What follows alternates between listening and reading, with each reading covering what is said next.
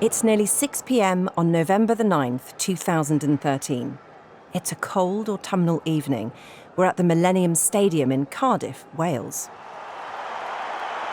Under the glow of the floodlights, the stadium is packed to the rafters. More than 66,000 fans have turned out for a rugby match between Wales and South Africa. And as the Welsh players line up to sing the national anthem, the home fans give them a raucous backing.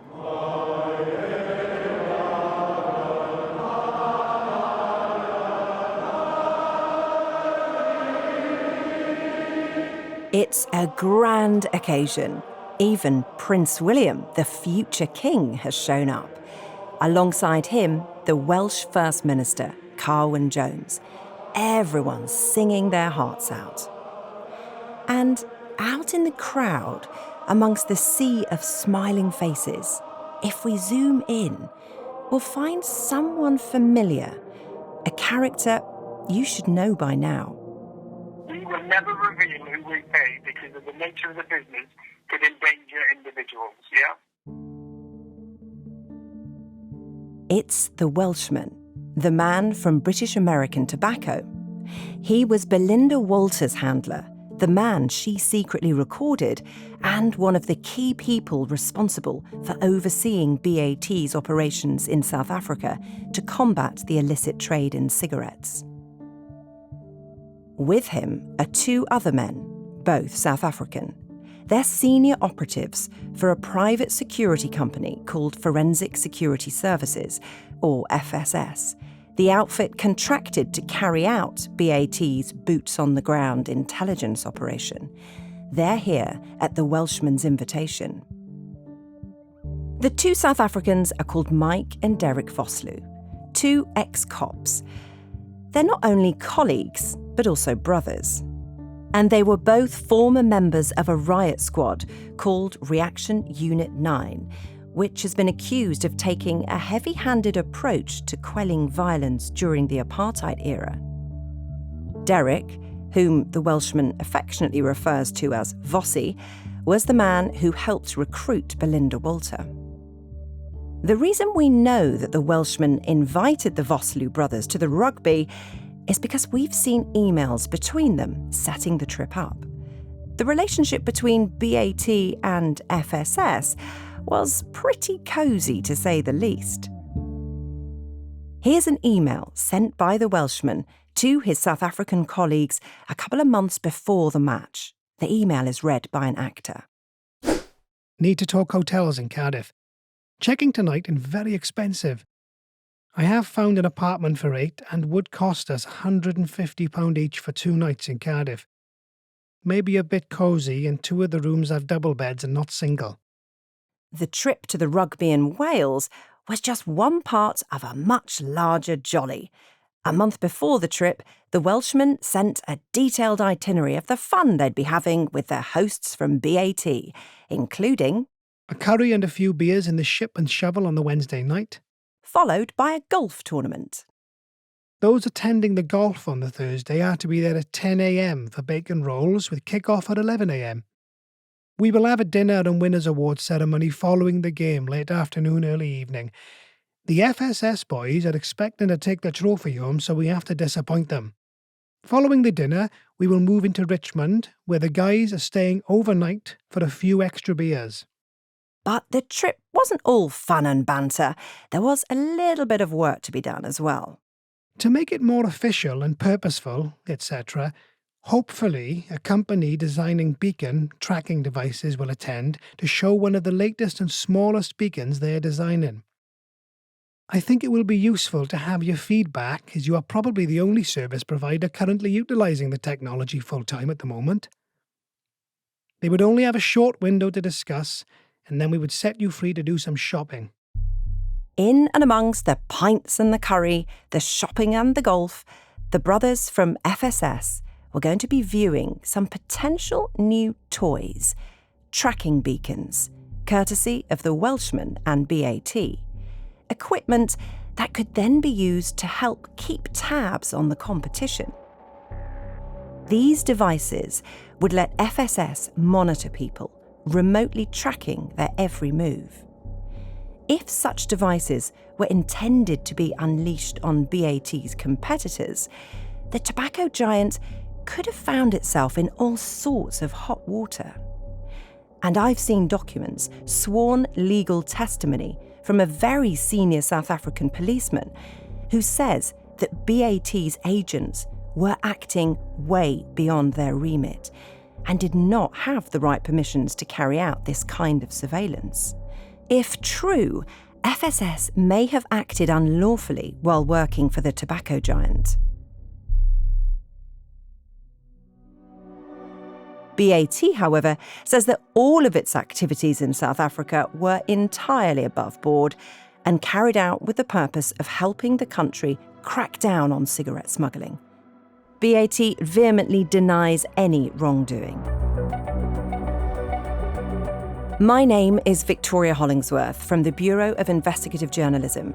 You're listening to Smokescreen, a podcast uncovering the secret world of espionage that we've been told operated at the heart of big tobacco in South Africa. This week, we'll be lifting the lid on BAT's hired security company, FSS. This is episode 6, Boots on the Ground.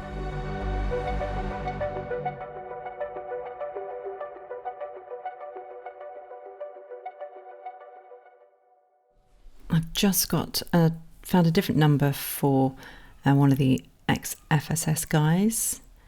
So I'm going to try that now. It's March 2021, and I'm trying to see if I can get hold of any former FSS agents. I'm looking for sources to see if I can find out more about their operations and the work they carried out on behalf of BAT. But I'm not having much luck. Ugh, call failed, what a surprise. Even when I do get hold of people, they're not all that interested in speaking to me. Okay, so I'm going to try this number again, and this is someone that I think worked for FSS, but let's just see if I get anything other than voicemail. Oh my gosh, it's ringing.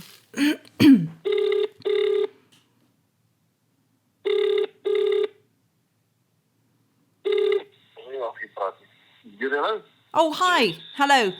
My name's Victoria. I'm phoning from the UK. I'm a journalist. I wanted to have a quick short talk with you, if that's okay. I'm guessing you didn't want to speak to me. Not many of the men who work for FSS are willing to go on the record about the sorts of things they did. But one woman was prepared to talk to me. Her name is Tasha, and she was married to an FSS agent called Marius Smit. Like the Vosloo brothers, Marius was a former policeman.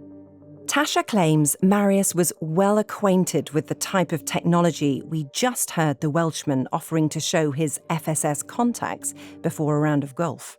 He did tell me that they would put trackers on cars to see where they're going with the cigarettes. And he did say to me that they are not allowed to do it, but they had to do it. Do you think he felt uncomfortable about doing it? I think he did, because it's literally you have to, if the cars are parked outside in the road, basically they have to try and do it where no one sees them, or they have to jump walls, to put this tracker on the person's car to see where they're going. So, yeah, I did think he felt uncomfortable with it. So I'm aware it has been alleged that FSS people did put trackers on cars. As far as I can tell, it's claimed that they didn't actually have the right approvals to be doing it. That's right. That's right. Tasha's corroborating claims that I've heard from multiple sources that the FSS agents would clandestinely place the beacons onto BAT's competitors' vehicles, and then they would follow them around to see where they went. BAT strongly deny any wrongdoing and point to the fact that following an investigation into its activities, the UK's Serious Fraud Office concluded there was insufficient evidence for any prosecutions. Marius was one of the guys on the ground who Tasha says deployed trackers, logged movements and paid informants. And Tasha claims that the rugby-loving Vosloo brothers, FSS's senior managers, were demanding. It was a lot of pressure. I know Morris did tell me, he's under a lot of pressure because they have to get so much off the streets and and if they didn't, then, the Vosloo's will jump down their throats. We tried to contact the Vosloo's for their side of the story, but they didn't respond to requests for comment. Tasha doesn't know the precise details of what Marius was doing. She says he kept her in the dark about a lot of it, but she knew it was a murky business. He would tell me to be wary. He would tell me to, just be vigilant. Shortly after Marius started working for FSS, Tasha says she believes strange things began to happen. I started noticing people sitting outside the house. I would see them through the window, and then I would carry on with housework and then a half an hour later or an hour later, I'll go back and same person still sitting there, and they would sit there for hours. What did Marius say to you about them? He said they're obviously watching him, or they're watching their house because they know that they're clamping down on them for the cigarettes. Then, it's... Yeah, so I don't know. For all I know, they put trackers on Marius's car, because how else would you know where Marius stays? Tasha says she doesn't know who might have been watching them, although she suspects it might have had something to do with one of BAT's competitors. Given how many rivals they had, it doesn't narrow things down much. But Tasha says that when Marius moved off the tobacco project, the visits from mysterious men stopped. And more than that, she noticed a real change about her husband. He worked the hours that he wanted to work. There was no pressure. He was happy. Happier than what I've seen him in a long time. At this point, you might be wondering why we're not talking to Marius directly. There's a reason for that. At around 9 p.m. on the evening of July the 3rd, 2015, a few years after he stopped working on the BAT contract, Marius was sitting at the kitchen table in his house in Radfontein. He was surrounded by his extended family who were in town for a funeral. Tasha finds it difficult to talk about what happened next. Something awful and inexplicable that changed her life forever. And then the next thing, there were two people in our kitchen standing there with balaclavas. The one had a green balaclava on and the other one had a black balaclava on. They didn't say a word. They just started shooting. And then I screamed and Marius was on the floor. And Marius always taught me that if there is ever a shooting or something, then you have to, you duck. You don't, you make yourself as small as possible. And I thought that's what he was doing. And I was screaming. And Marius was just lying there. The police came and then the paramedics came and then they said to me, no, he's dead. And that was it. God, Tasha, I'm so sorry.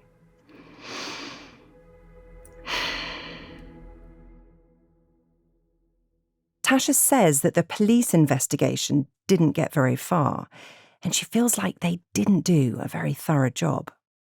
The police came and they collected forensics and stuff, and the next day I get up and I'm doing washing, and there I found a bullet, which they hadn't even collected.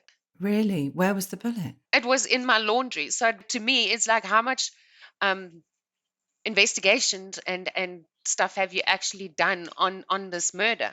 What happened with the police investigation? What can you tell me about how far that got? Nowhere.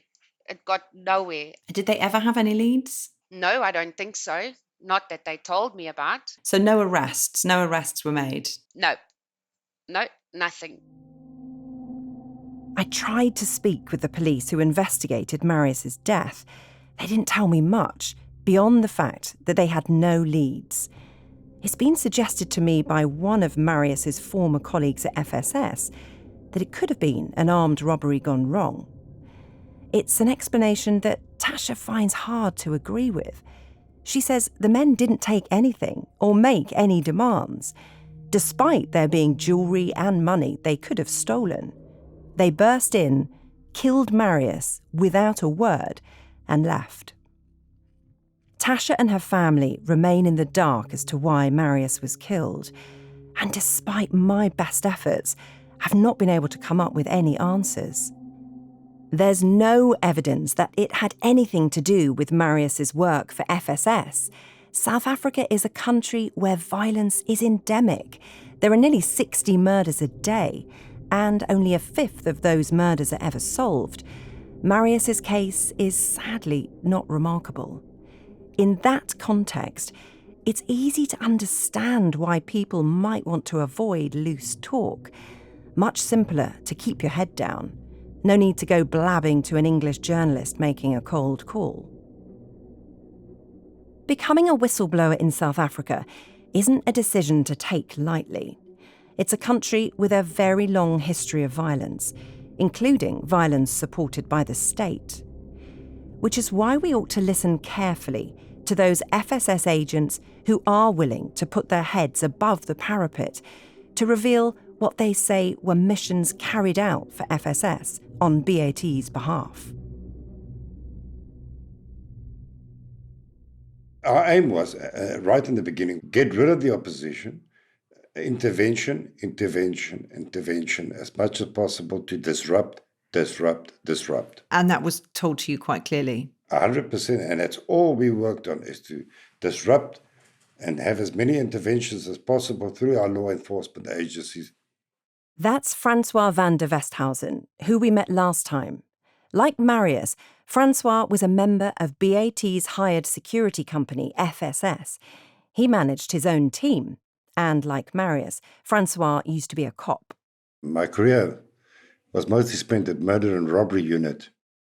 Many of the guys at FSS were ex-police, and most, like Francois, came of age during the last days of the apartheid era. At that time, in the late 80s and early 90s, South Africa was often in a state of emergency. A brutal turf war between the main parties representing the black community, the African National Congress, the ANC, and the Inkatha Freedom Party, the IFP, meant that murders were even more rife than they are today.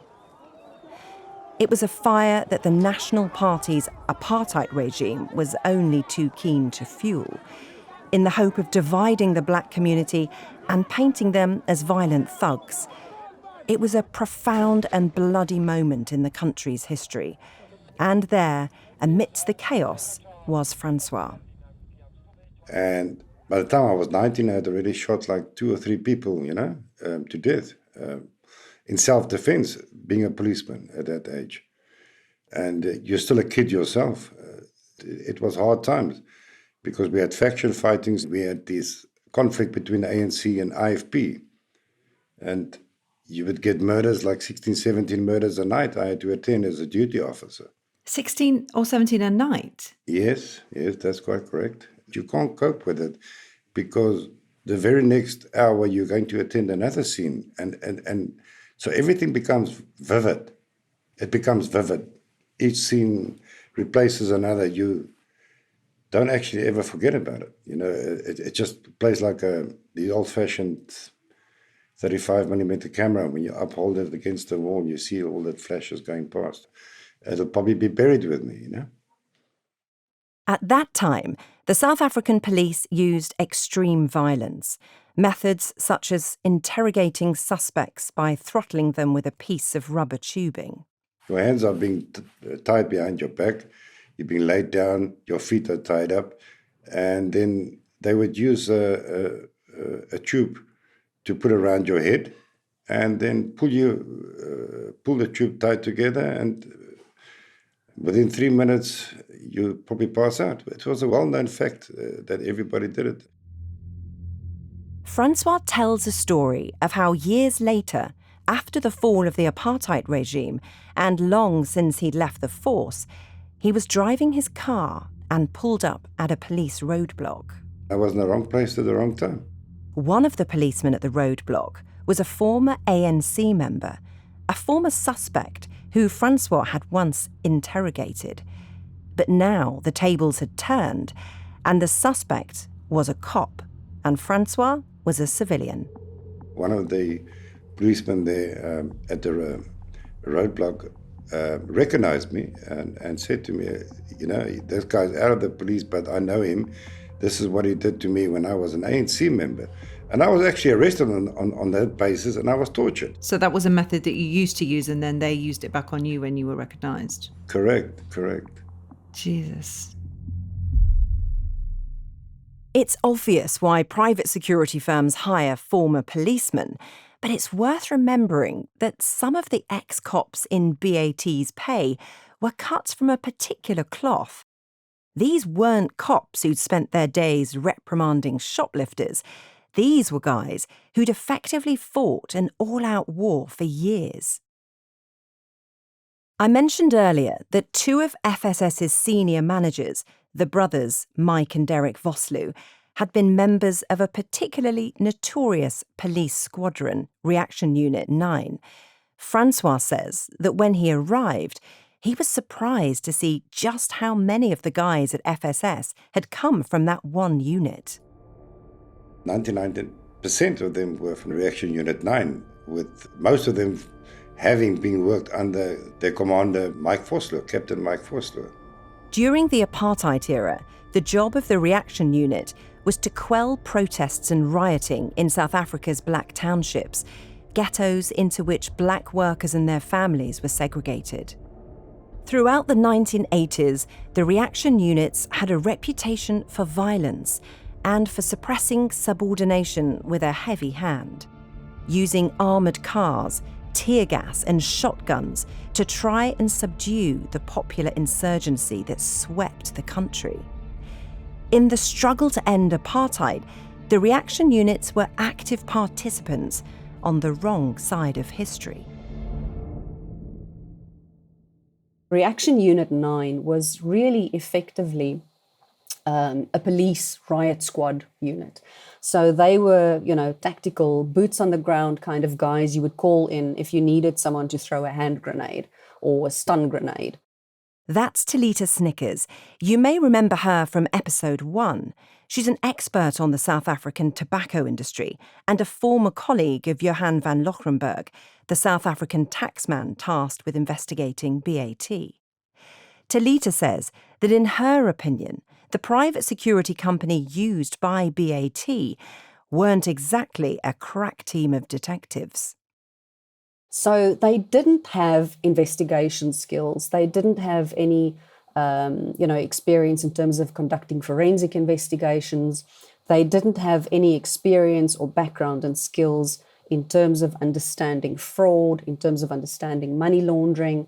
These were not their skills. Their skills are that they are tactical operatives who, are good with guns and they're good with tactical equipment. That seems like an odd choice to employ as investigators for a private security firm. Well, I guess it depends on what you wanted them to do. And that work was effectively that they needed them to dig up dirt. And, sometimes it's entirely possible to dig up dirt on somebody using entirely legal methods. But for the most part, it's very difficult for a private company to dig up dirt using legal means. And that's where their tactical background in the riot squad came in handy. So, we know that there's evidence that they broke into premises on multiple occasions. We know that they placed tracker beacons on BAT's competitors' vehicles. We know that they were able to listen in on phone calls. They were able to hack into people's phones. Our investigation has uncovered evidence that these weren't the only things that it's been alleged FSS got up to on BAT's behalf. Employing ex-cops allowed FSS to develop very cosy relationships with the local law enforcement. And it's been claimed they were able to use those relationships to leverage all sorts of favours. I've seen thousands of documents from my sources, some of which suggest that FSS agents had special access to the Johannesburg Metropolitan Police Department's CCTV unit. as a result of which it's been claimed they could directly monitor others, including some of BAT's competitors. According to Francois, FSS didn't mind if people mistakenly thought they really were the police. We try to keep it as close as possible by, using the same vehicles as the police would be using. The same sort of like setup, Did BAT know that you were impersonating law enforcement officers? Well, I had to keep them up to date with a weekly report, and you can go down and backtrack on my reports where I would say, here I was being introduced as Captain so-and-so and so by the very policeman, mind you. So that says a level of complicity with police themselves, that they were happy to play along with that. Yeah, to recognize you as, here's Captain so-and-so, and, when we were introduced to people, that kind of thing, yeah. And what's wrong with that? Well, it's illegal, You cannot impersonate yourself as being a police officer when you're not a police officer. It's worth thinking about BAT's justification in all of this. They say that their use of FSS was just trying to help South African law enforcement fight crime. And what Francois is saying here helps to corroborate that, in a way. FSS were helping the police, and in turn, the police were helping them. But if the claims are correct, it would hardly feel like an appropriate state of affairs. A big company with deep pockets bankrolling a private security company, using many ex-cops, running around with tracking beacons, paying informants, impersonating real cops, and using their connections to secretly leverage access to police CCTV, which they use to covertly monitor people. And to what end? BAT say that for them it was all in the pursuit of stopping illegal activity within the tobacco industry, to crack down on the smugglers who were costing the South African people millions in lost taxes each year. But one document we've seen illustrates how proposed operations were sometimes described internally by the FSS agents BAT contracted. It's a PowerPoint presentation anticipating the launch of a major campaign, the wonderfully named Operation Overlord. We know the mission went ahead, although we can't be sure if BAT signed off on every element. The document is read by an actor. Improvise, adapt, overcome. We need to work as a unit, lean, mean fighting machine. We will disrupt the enemy. We will destroy their warehouses. We will blow up their supply lines. And then at the bottom, a disclaimer. The conclusion is a figure of speech and is not the action that will be taken. The words might have been metaphorical, but the disruption was real. Internal reports we've seen suggest Operation Overlord damaged not only smugglers, but also the legitimate business activities of some of BAT's competitors, while an end-of-month review stated the supply lines have been disrupted, but not that many sticks have been recovered. By our estimates, by 2014, BAT was spending up to £5 million a year bankrolling FSS's operations for them. For that kind of investment, you'd expect results. Jonathan Benton is a former member of the Metropolitan Police and the National Crime Agency. If you're employing somebody to gather this information, one assumes that actually the courts were full of people being put before the courts every single week for illicit activity, and they were being convicted and they were going to prison, or they were whatever the right sentence was. Because proportionately, that's what, if I was spending that sort of money, I was writing off that sort of budget, I would expect tangible outcomes. Since leaving the force, Jonathan spent a lot of time working in the private sector as an investigator, and he also advises companies and NGOs that work within the private intelligence space on how to keep their operations legal. It turns out that when private investigations are run properly, there's a lot of paperwork and planning involved. If I'm asked to advise on how you put something like this in process, there's an awful lot of policy behind it, and there's an awful lot of writing. You would expect very, very clear terms of reference as to what people are employed to do. How do we make sure that they're acting at all times within the law? BAT have so far been pretty tight-lipped with us, beyond saying that they deny any wrongdoing, which seems a funny way for the good guys to act. If you're really doing great work fighting crime, why not talk about it? Private firms steps in to battle the bad guys. That's a massive PR win, isn't it?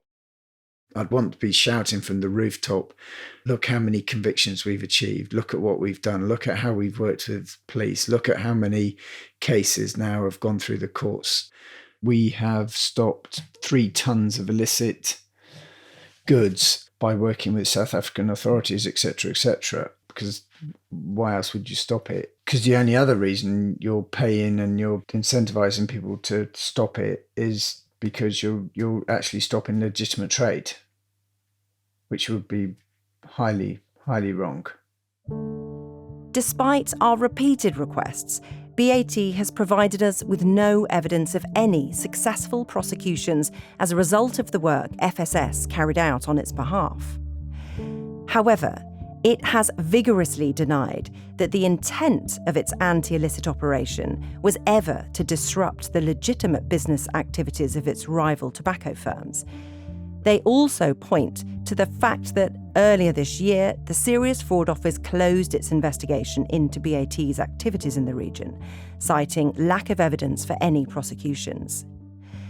That may well be the case, but Francois van der Westhausen, the ex-FSS agent turned whistleblower, says it was very clear to him, internally at FSS, that part of how he saw his job was to disrupt BAT's rival firms. It was put out to us as a head of planning in the beginning.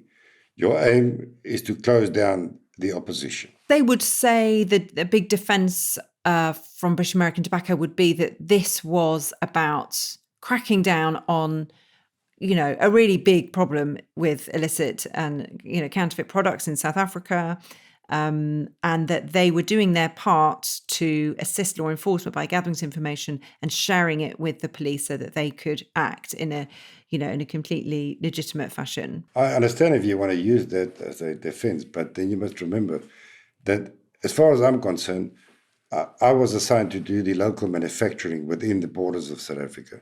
And it was said to be, we must make sure and make the people believe that these local manufacturing tobacco plants, that they are the ones manufacturing an unimaginable amount of tobacco and pushing it into the market as illicit. And it was absolutely absurd. What Francois is saying is that, in his view, most of the illicit tobacco in the South African market wasn't being produced locally. It was, he says, coming in from outside, cross-border, from tobacco plants in neighbouring Botswana, Mozambique and Zimbabwe. And that helps to explain something else we've seen in the confidential documents we've been shown. The BAT FSS operation, which lasted for more than 15 years, wasn't just limited to South Africa. Our documents indicate that from at least 2011, the operations started to expand into other countries, Botswana, Mozambique, and Zimbabwe, countries where relations with the local police weren't always so cosy. Not least in Zimbabwe, which at the time was ruled by the dictator Robert Mugabe. And our documents indicate that out there, BAT's hired security company, FSS, started to run into trouble. Big trouble. And that there appears to have been a secret deal hatched to bail them out. That's coming up next time on Smokescreen.